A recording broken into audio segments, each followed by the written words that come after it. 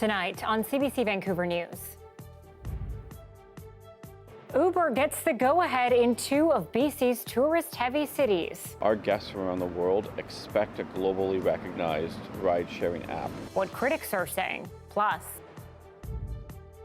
big changes to Canada's passport, and it's not without controversy. Makes it harder to counterfeit. Why the immigration minister says taking BC's Terry Fox out is necessary. And already the worst flooding in 50 years, and Cache Creek gets ready for more. The mayor joins us with a look at how residents are faring. This is CBC Vancouver News.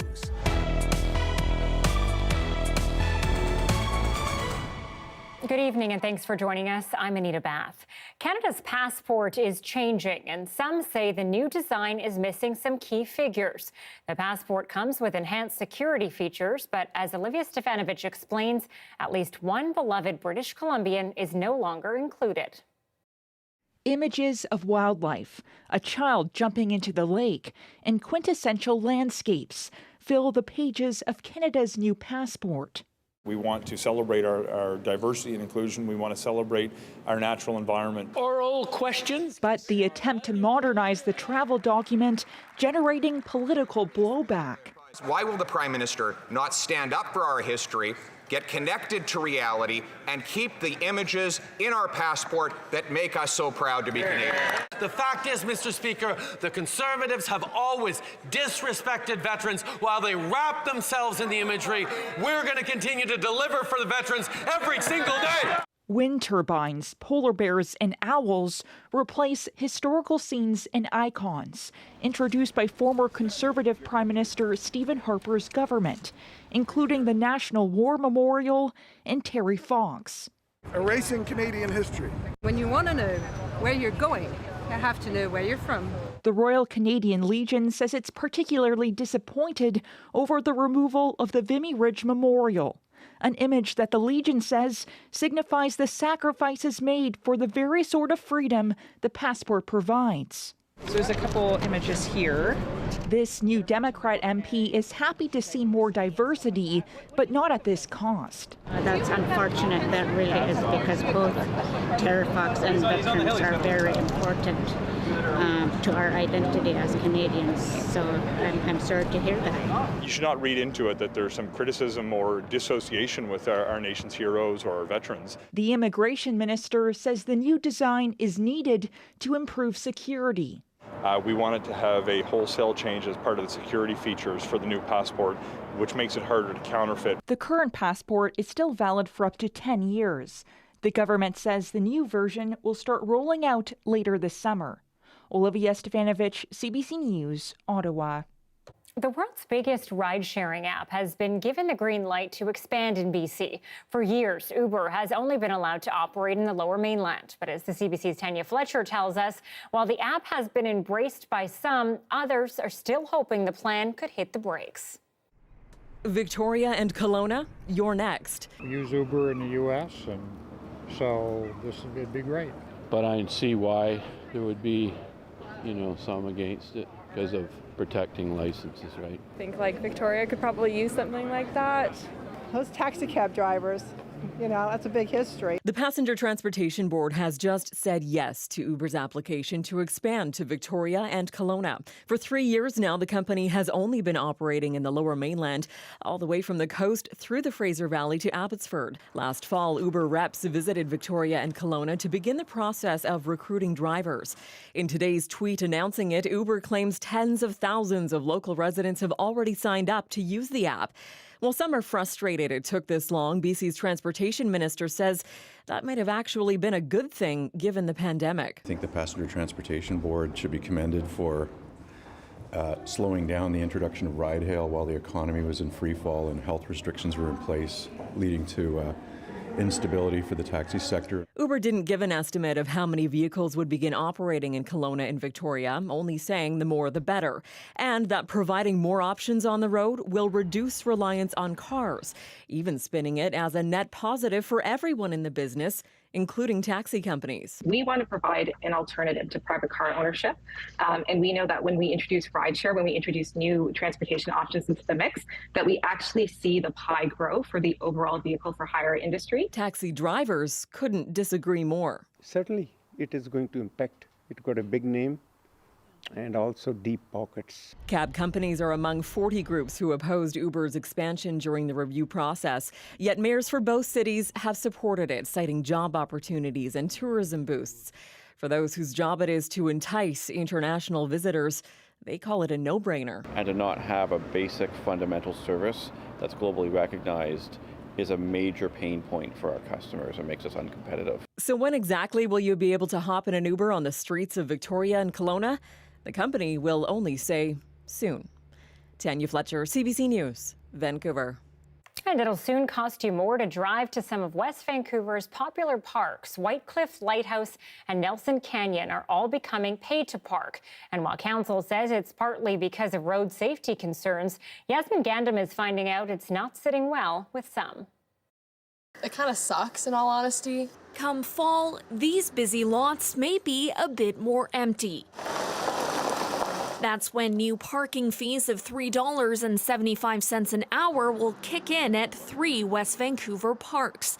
The hope is the fees will help with park maintenance, but also cutting down on traffic. So what happens here when we get too many people to park in the park, they spill out onto our neighborhoods. And they park in front of people's homes. But some park visitors think the cost will only make that problem worse, not better. A lot of us, like a whole community of us that come to this park, who all have vehicles, are going to probably park outside of it, and then it's going to fill up the street, which could pose a whole other issue. The new fees are part of a pilot project at White Cliff Lighthouse and Nelson Canyon. We're going to see how this impacts these 3 parks and the areas around them. But really, this is a test to see, is it really worth putting these measures in? Do they help us manage? Do they create the revenue that we need to increase our services to the park, like garbage collection, washing, cleaning? West Vancouver residents will be able to buy an annual parking pass for $20, but people we spoke with say despite the discount, the money will deter them. Come here all the time to walk the dog and to enjoy it. And now they have to pay for parking. It's kind of sucky. I think lots less people will come here. Especially when you're a tourist, I feel like you just come to places and you're like, oh, we'll just stop in here for a little bit and check it out. Finding parking. The district estimates paid parking for the 3 parks will generate just over $250,000 in revenue a year. And they'll eventually look to expand the program to Ambleside and John Lawson parks as well. Yasmin Gandam, CBC News, West Vancouver. After years of back and forth, the Township of Langley has decided to move forward with plans for a standalone RCMP detachment instead of sharing services with nearby Langley City. We're adding RCMP officers. We're planning for the future, and we don't feel the City of Langley is with us on that, and we need to make a change. The township voted to end the relationship after a long simmering debate over how policing costs and resources are shared between the sprawling rural municipality and the lesser populated city. The mayor of Langley City says he is not surprised by the township's decision and that his community has the financial resources to cover its policing needs independently. We will have the police force required to keep our community safe. We'll continue to invest in our police service and other community safety initiatives to keep our community safe.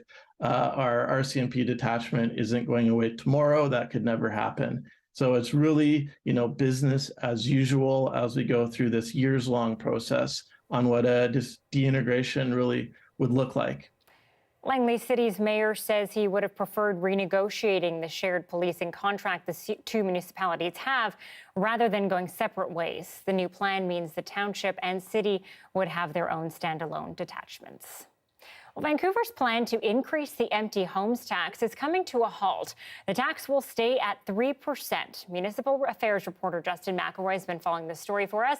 Justin, why the change back? Yeah, Anita, people might remember last year council voting to raise this tax from 3% to 5%. Of course, it was introduced in 2017 and since then had been slowly ramping up over time. But we have a new council in place now, and staff over the past few months had been analyzing the effects of going to 5%, and they warned council that doing so might create more of an incentive for more people to try and circumvent the tax, that 5% of an assessed property was simply too much of a financial hit, and people might try and get around that without actually putting the home either on the market or renting it out to people, as the council hoped was the intent with putting this in place. So over the last 5 years, more than $100 million has been raised through this tax. Staff estimate that doing this, they're not quite sure exactly how much money is going to be taken out by it, but is going to stay at 3% for the time being. Yeah, and so part of this includes the city giving back that more than $2 million to developers. Can you explain that? Yeah, certainly. They put in a bunch of exemptions today as well. Things that had been brought up over the past few years as issues with the tax, like having still to pay it if folks had to be out of the house due to a fire, flooding, renovations that were happening where permits were delayed. But one other one that they put in was an exemption that would essentially allow developers who have created new housing to have those units, if they haven't been sold on the market yet, not be part of the tax. Council passed that. That was known, but a last-second amendment that was put in made it so that it would be retroactive for last year, meaning $2.4 million that the city has already collected from developers from that tax would be given back to them as a result. It was splitting council around that. Take a listen to some of the debate. And that if this passes, would instead be either not collected or returned back. And I mean, I'm almost speechless, which is uncommon for me. It's like a reverse Robin Hood tax, and I am strongly against it. That we want more people to be working in the city of Vancouver to build more housing, create more affordability, and create more supply. And I think if without doing this, we would have sent a signal that we don't care. So that's the debate. Was this a disincentive to build affordable housing, or was this a reverse Robin Hood situation? Already a lot of talk on social media about this. People always care about the price of homes in Vancouver, how they're regulated. I imagine a lot of controversy and discussion over this in the days to come. Absolutely. Justin McElroy, thank you. Thanks, Anita. A teaching assistant in Port Coquitlam says she's at risk of being fired over her social media presence and how she's been supplementing her income with an OnlyFans account. Susanna De Silva is looking at the case and what could happen next. Kristen McDonald's online job is now threatening her day job. I shouldn't be told what I can and cannot do with my private time. During the day, she's a high school special education teaching assistant. In her private time, the single mom has a side hustle. As a education assistant, we don't make a livable wage. You have most people in my profession have second, third jobs. She created an account under a different name on OnlyFans, a subscription-based over-18 website where she creates soft porn. But she also has public accounts under the same persona where she posts in lingerie and bikinis. I didn't link any email or phone number, whether it be personal or related to my profession, to any of my socials. But someone complained, and she says the school district told her to stop posting. It told CBC News it could not comment on individual employees. The union supports her, saying there is nothing in the collective agreement around this type of conduct and that wages are the real issue. I mean, maybe the school district should be addressing that issue more so than trying to police people's off-duty conduct. But the district has a code of conduct that says employees must remember they are role models within the community and must not engage in activities which may negatively affect the district's operations, reputation, or work environment. It absolutely raises questions around who is a role model and who isn't, and the legality of those opinions. This employment lawyer says she can see a case for both sides, but it could be considered discrimination. If she loses her job, she might have an argument that she lost her job because of something related to gender expression. That would be an interesting case to run. McDonald, who is currently on medical leave, says she will fight to keep both jobs. Susanna Da Silva, CBC News, Vancouver.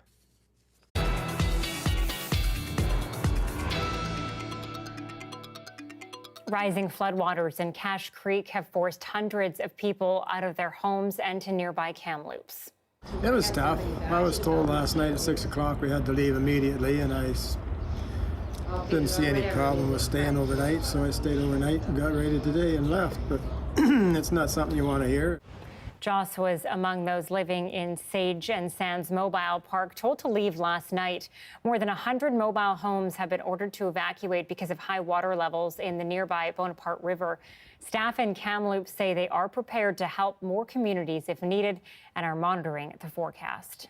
With the increased heat and potential for, again, snowmelt to be the major driving factor for freshet flooding, we'll continue to watch that. We'll continue to communicate with those affected communities and see what impacts are happening in Cache Creek and surrounding area.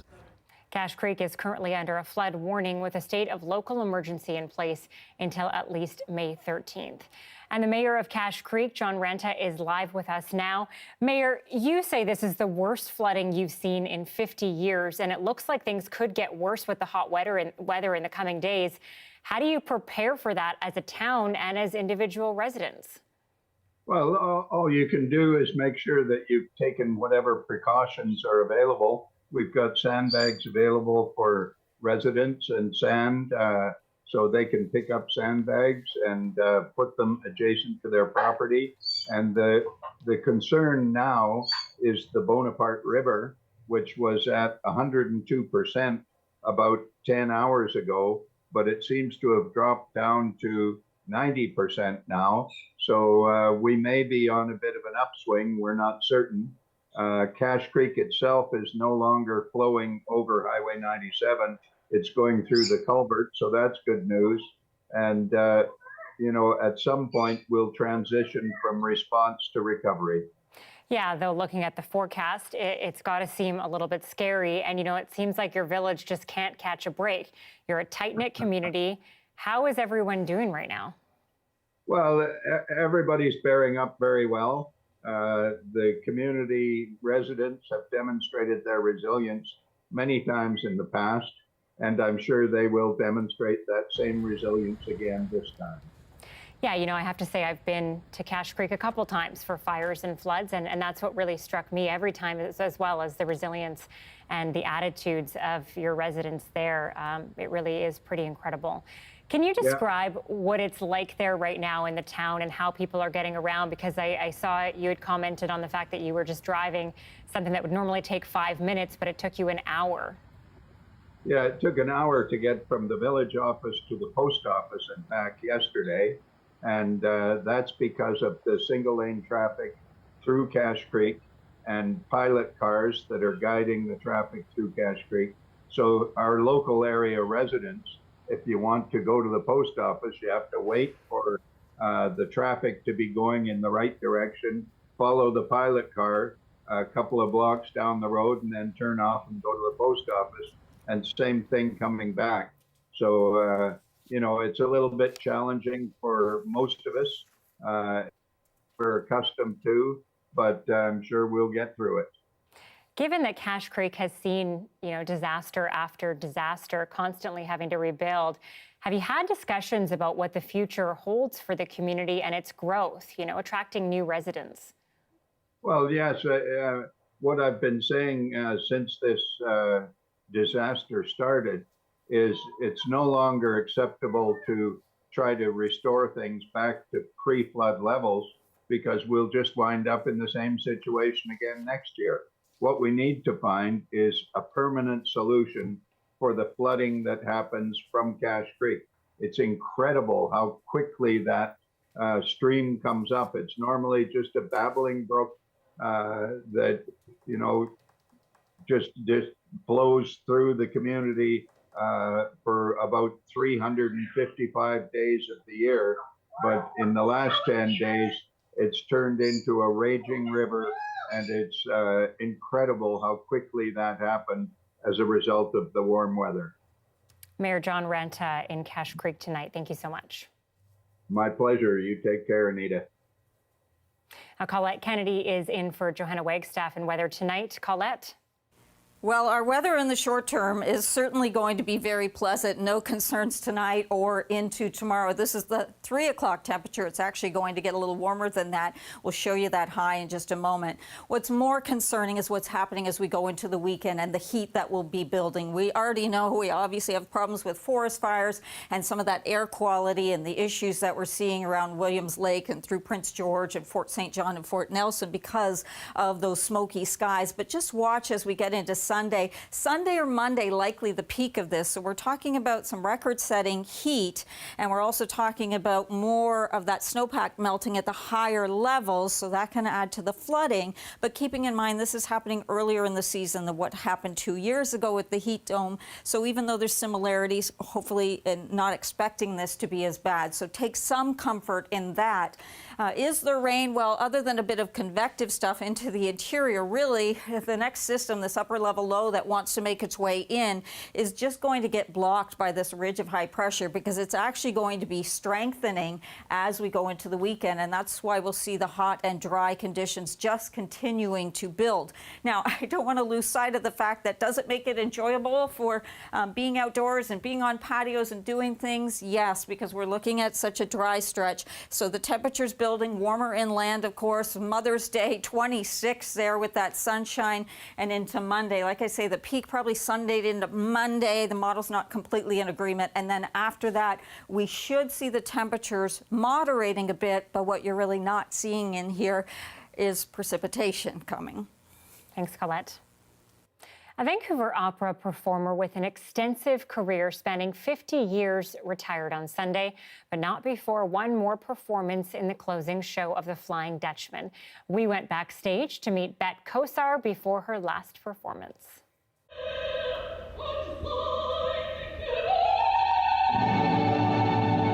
Well, it's been a great adventure, and the response that I've had from the company was beyond my imagination.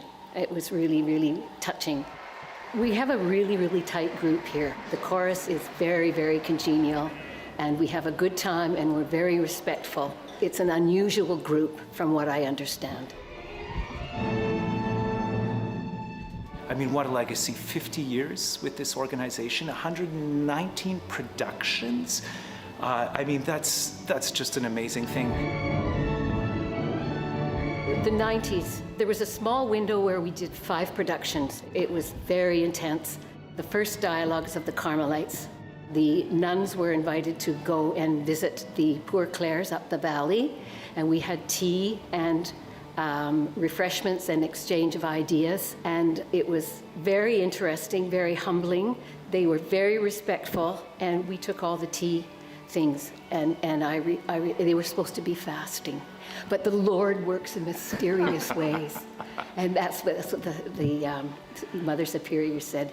And as we were getting the tea things ready, I heard one of the nuns go, "Oh, strawberries."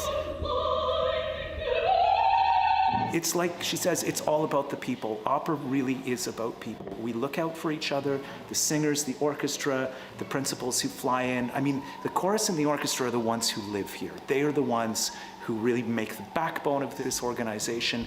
We get soloists flying in from everywhere, but it's the people who are here who are committed. Your commitment is astonishing. And as one of your colleagues said, Bette still sounds as fresh and young a voice as someone in their early 20s. And it's true, because she's worked hard to do it, and she always comes prepared. And it really has been a pleasure and an honor, and I'm gonna miss you so much.